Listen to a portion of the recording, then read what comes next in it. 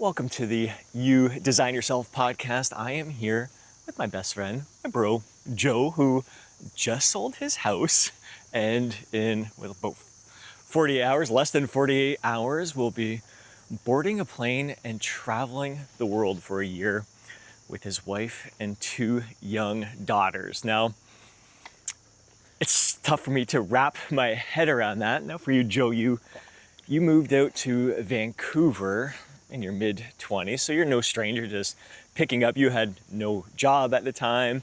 You just knew you wanted to make a move. Your wife moved from Norway. She's traveled, basically lived out of a suitcase earlier in her life here. So you're no stranger to travel and picking up and moving around. But I'm excited to pick your brain right now, how different things are now. But first of all, what is it about this journey that you're about to embark on that appealed to you? Why do you feel like you need to do this?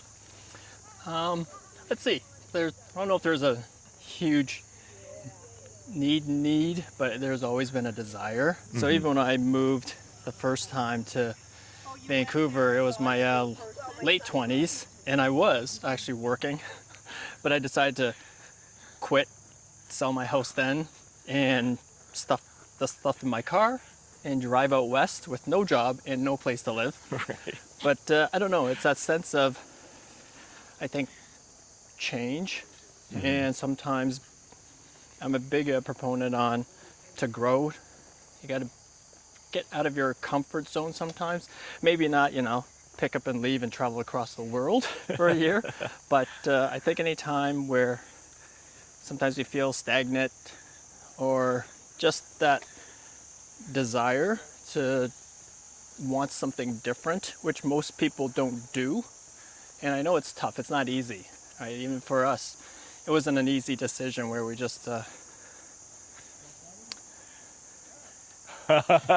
Recording a random podcast here.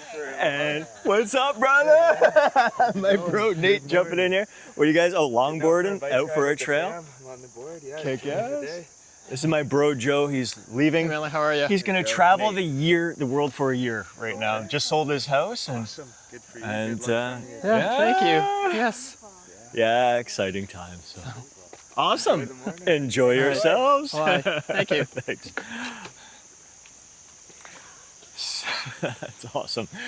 So yeah, you don't have to pick up and travel the world in order to make some change, but No, definitely not. But it's a desire. I think most people always are, not most people, but I think a lot of people always talk about it, like living abroad, going Right. abroad, but no one does it, or like the people we know that don't do it. And I didn't think we'd be one of those people who would do it either. But I think when you talk about it so much, maybe you manifest it and it's just out there. Right. But yeah, it's that desire of wanting to do that and also growing from this. Part of the thing is, with our daughters, they're still young, but they're getting to be like a little bit older. So this hopefully also teaches them a bit of resiliency, builds confidence as they're growing. How old So- are they? 9 and 5. Okay. So That's a big decision because it's so different, you in your late 20s on your own, traveling, and then even once you got married and picking up and moving. But I mean, you got two young girls here. That's a big decision to make. yeah, for sure. It wasn't an easy one. It was one that we had to think about a lot. Obviously the first thing everyone always asks is schooling. But they're young enough that everything that they're learning, they pick up really quick. Right. And then even with that, there's this whole new movement of world schooling Right. we're talking about right now, where you still teach them the foundations of, all the science, math, languages, social studies, but they also get this other part where it's world history, world education type work. So, or type educations that appeal to us too. So in the end, it's not the easiest decision to do this, but we know it's going to be a great decision in the end. and hopefully, 10, 20 years, or for the rest of their life, they'll look back on it and think about all the memories that we're going to create throughout the next 10 to 12 months. It's pretty wild. So yeah, to give an idea, like the kind of like world experience they're going to get. I mean, it's an education that you can't get in the classroom, to be exposed to these different cultures. You're going to Japan, Hong Kong, Thailand, Vietnam, Norway, France. And who knows, like part of it is like you have some of it planned up to this point, but there's also some uncertainty of it all. So how's that all playing in your mind right now? Are you cool going with the flow of things, or? Well, as you know me, right? I plan, but I don't plan, and I'm really good with just going with the flow. But it also, like I said, it's not the first big move I've done, or my wife either. Right. And we're resilient enough that we understand things aren't going to be like things that you plan are probably not going to go to plan. Right. So for us, we can adapt really easily, and we're confident enough that we'll deal with anything that comes about Right. the best that we can, right? Like, can't control some of those aspects of life, but yeah, like these are things like that I can't worry about. Like, Right. like I've been a worrier sometimes past in my life. Nowadays, since I'm 50 now, like, yeah, so some things I just think there's no point in worrying about things I can't control. Right. So true, man. So true. Now, this has been something, it's been on your mind for a while. You've been talking about not just traveling the world, but moving away from Windsor again. This has been home for you, but you lived in Vancouver for a while, lived in Toronto for a little bit, been back here for a few years, but you always seem to have this pull to get away. And it's been something you've been talking about for a while. What were some of your hesitations? Like, what took so long to finally follow through with it? And like, what are some of the lessons of stepping into your fear and just doing it anyways? So examples to anyone else, like, man, that would be so cool. I would love to do that as well. But oh man, like you have all those typical concerns. I mean, the comforts of where you're at right now. What are the things that finally got you to just pull the trigger and do it?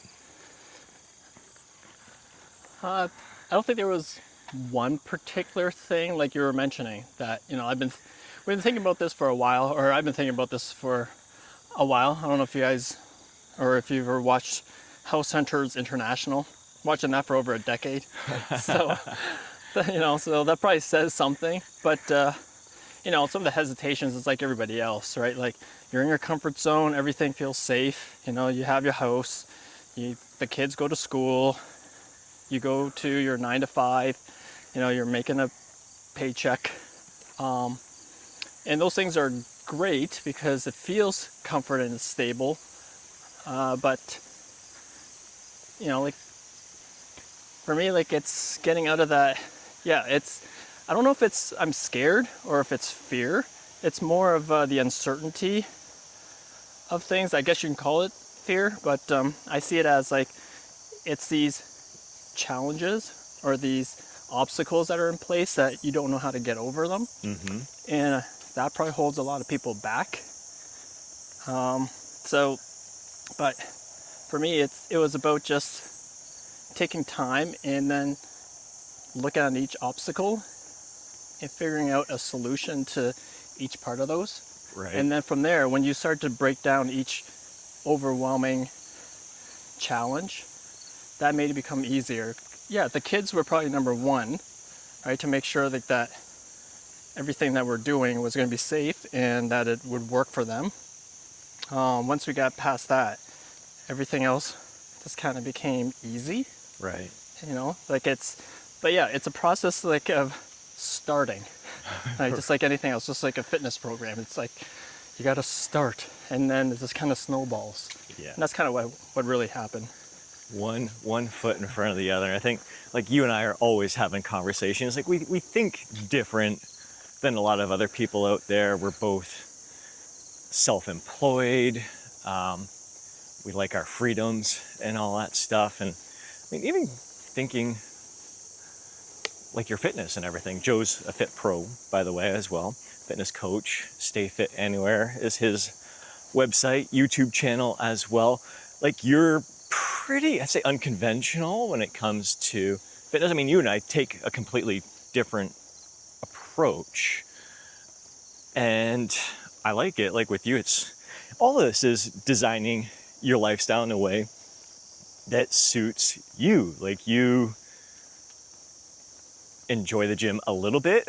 You don't like to spend a lot of time in there, but you like the idea of just working in activities throughout your day.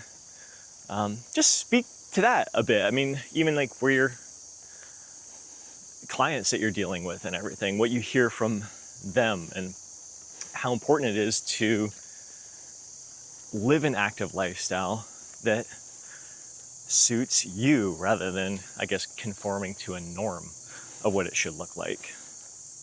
Yeah, like I don't, like with exercise and working out, I don't think there is a perfect solution or scenario for everybody. Everybody's different, right? For me, like I used to love to go to the gym. We used to go to the gym and hit the weights hard. Yeah. But I think over the years as I gotten older too, and then being out west and getting into the industry even more, I gravitate to more just moving better, because the lifestyle out there, if you haven't been out in the West Coast, everybody's moving all the time. And not that people don't hit the gym, because they do, but it was more about the clients that were coming to see us were in okay shape, but most of them had some sort of limitation of mobility or some sort of pains. And then we started training some athletes, and then we got to see, or I got to experience more, like when you're moving better, it just feels better and you can do more. So then it just became this evolving, I guess, system or what's that word? Methodology? I don't know. Something like that. where you're now it's all about, if I can get people to move well, right? And they're gonna instantly feel better, and that'll improve every aspect of their training and their health and their life. So that's when I started to kind of shift the mindset of maybe a little bit more away from gym and doing things where it's more efficient. They can do it at home, they can do it in the park, they can do it at the gym. But it was just a vision and a mission to try to get more people physically active without restrictions of a location or equipment. And again, so like as a coach, you're helping them design their lifestyles in a way that suits them best and brings more joy to the overall experience. It has them looking forward to it, because maybe the idea they had of fitness is that it had to be a certain way, and if I can't do it in a certain way, then maybe why bother? Yeah, like even when I'm researching all these places to go to around the world, and I'm watching all these videos on YouTube, right, and people that are looking for places, a lot of them say like that they're restricted, or not a lot, but like I've run across a handful of them that were restricted from going to certain locations or the places they want to stay because there was no gym. And I found that kind of odd, because you can always do a workout without having a gym there. But it was, so even for myself, like I only do about 10-15 minute efficient workouts at home. So this will be ideal for when I'm traveling, because I don't know what my schedule is going to be like, how hectic it's going to be with the kids, or it could be very great, it could be very leisurely. I have no idea, but at least this, I'm already in the routine of more shorter, efficient workouts. So at least I can maintain that and also be able to hopefully improve on my fitness throughout the year. Right. I love it. Like you and I do, just listening to you talk, we both have a go with the flow mindset. And I think the thing I'm picking up as you're talking is that the beauty of that is it makes it so much easier to adapt to your circumstances. It's like you get less stressed out about, like, because there's so many people who, if they're trying to, they think there's a certain ideal, a certain way that they have to do things, and if they don't have access to certain stuff, we're like, oh my god, I'm screwed. Like everything's gonna go to crap from here. Whereas, yeah, if you're flexible and you go with the flow, you're like, all right, what can I do right now? You see, you're open to more opportunity. Yeah, I could, like life is already stressful enough with a lot of things. Like, why make it even more stressful? Like, there's ways that you can totally keep active and fit and healthy and travel, like in your own lifestyle and on your own terms. Like it's,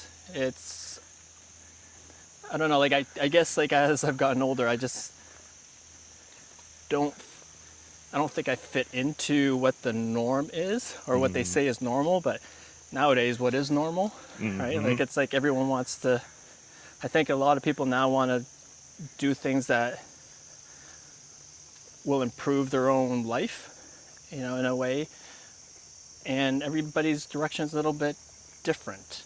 So Again, why it's so important to, I mean, maybe we gain inspiration from you doing what you're doing right now, but you really have to look within. It's all about you and knowing what's going to bring you joy, what's going to create the peace and freedom in your life. And once you're aware of that, taking those steps, the small little steps each and every day to bring you closer and closer to it. So any kind of last little tips here, like for others to design their lifestyle, whether it's fitness, travel, if like something's on their mind and they're thinking like, man, I've always wanted to do this. I always wanted to do this. Any kind of tips or advice to kind of break out of that, or just anything in general to get them focused on living a life that's true to themselves? yeah, for sure. Like, I'm not gonna say you should just do it, right? Because Right. it's easier said than done. Right. But Yeah, you didn't just do it. This has No. been a work in progress here. yeah, like it's my same philosophy when it comes to fitness. Like, I think it comes to my own life is do things simple in terms of looking at the big picture. Yes, there's a huge goal I want to reach, but we have to start from somewhere, and there's always a path to get there. So breaking it down, that really helps, right? Instead of looking at the end goal that could be so overwhelming, it's like, what are the mini goals in between?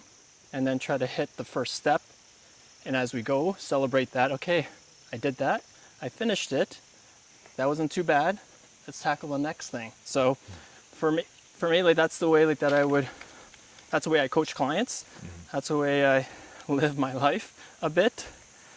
And like it's not to keep it so simple that there's no challenges, but it's to break down the overwhelming nature of what the huge goal is, Right. to make it more manageable. So then you can actually see a path, and it doesn't, I guess, paralyze you from actually starting.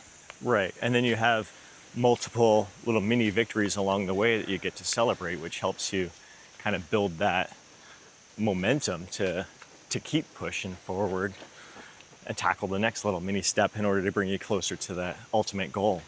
Yeah, and then next thing you know, like you're already started that journey without you even overthinking it, and then you're on a flight in 48 hours to the other side of the world.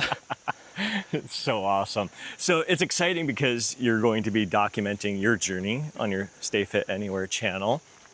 Not only travel experiences, how you guys are learning and growing throughout that process, but also how you're staying fit and active during those times. So it's going to be fun following along with that.